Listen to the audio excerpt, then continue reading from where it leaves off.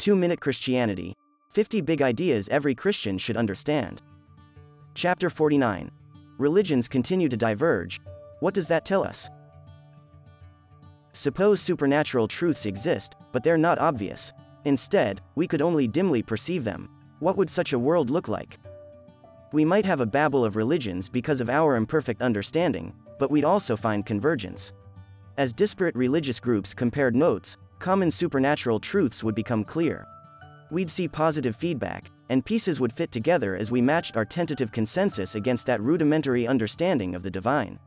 And if that supernatural divine wanted to encourage our efforts, it could nudge us in the right direction so humanity would gradually cobble together an accurate understanding. In fact, we see the opposite. No common truth pushes religions toward a single consensus view. There isn't even agreement on the number of gods or their names, let alone what it takes to please them. Christianity continues to fragment and morph as new denominations form. There are 45,000 denominations of Christianity, and new denominations appear at a rate of 2 per day. We see that same fertility in other religions. The Christian response is often to argue that God could have his reasons for not making clear the correct path, and we simply don't understand those reasons. That is possible, but where's the evidence? This is the hypothetical God fallacy, where God is supposed into existence. We don't believe something because it hasn't been proven wrong. We believe because good evidence shows that it's right.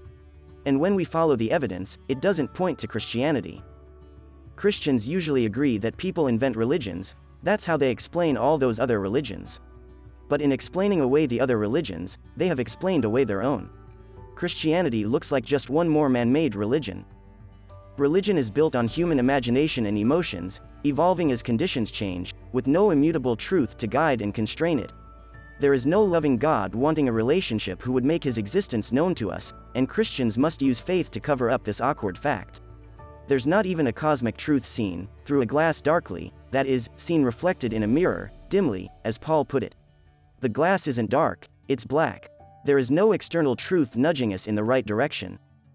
If there were a supernatural truth out there and if evidence rather than wishful thinking steered religious beliefs, we'd expect religious claims to be tested and either kept or dropped based on how well they matched reality.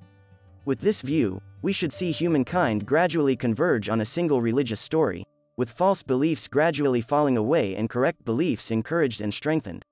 But that isn't how religion works. Not only is there no evidence that a dimly seen God exists, but religion is the last place you'd expect an unbiased search for the truth.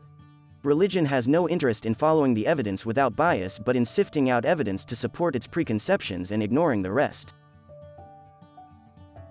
What do you think? Add a comment, and don't forget to like and subscribe. To read the text of this chapter with references, go to 2minutechristianity.com and search for this chapter. Or buy the book and get all 50 chapters at once. Thanks for your interest.